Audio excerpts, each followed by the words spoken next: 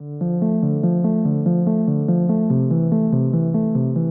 demographic of the clients that we serve is beginning to change. Historically, we have worked with a lot of seniors and people who have been referred by either the county or other nonprofit agencies.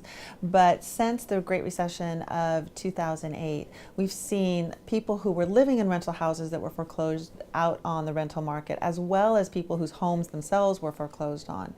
Now, 5 years later, we now have a real surging job market. So we're bringing in as many as 33,000 new jobs into the Bay Area, or into Silicon Valley specifically, each year, but we're not building any new housing. So we have this perfect storm of people desperate to find housing and no new housing being built. So now what we're seeing is people who have never been facing homelessness actually facing homelessness for the first time. We have full-time working people who can't find housing who are facing homelessness and living in their cars or couch surfing.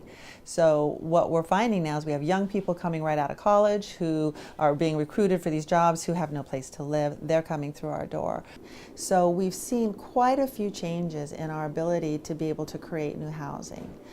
So that's been a huge shift in how we create housing for people who are at the lowest income levels.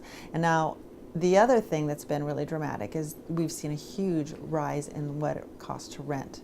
A one-bedroom apartment in San Mateo County right now is $2,300, which means that you have to make somewhere upwards of $85,000 to $90,000 a year in order to be able to afford that. So for every one high-tech, high-paying job that everybody hears about and thinks about, we create 5 service positions to support that high-tech worker. I think there's a couple of challenges that are unique to our low and middle income families here in San Mateo County. And one is that I don't think it's well understood how difficult it is to find housing. I think those who can live in market rate housing think that everything's fine and dandy. They don't see how much suffering and how much difficulty the people who are at the lower end of the spectrum are experiencing. We do a very good job of hiding it here in San Mateo County.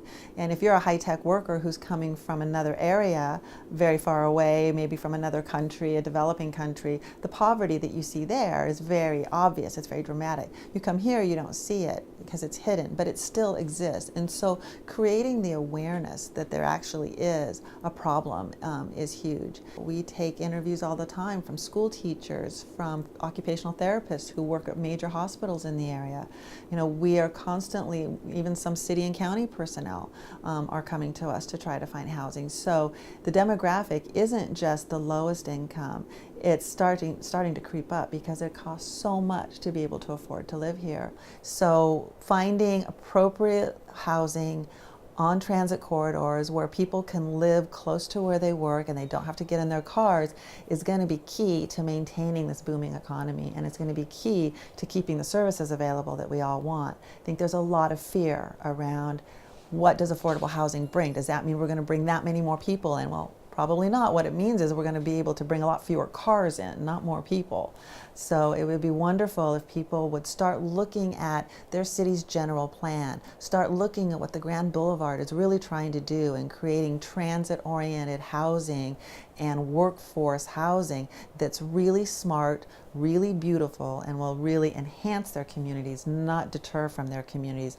I think it was the Silicon Valley Leadership Group did a survey of CEOs, and 90% of CEOs in the Silicon Valley find that housing is the #1 concern around recruitment and retaining good employees. It's the biggest challenge to families and family life. So while we have this great booming tech industry, we have a real conflict between how we house those tech industry personnel and how we provide them with the services that make this a great place to live, where they want to come, because those folks can't afford to live here either.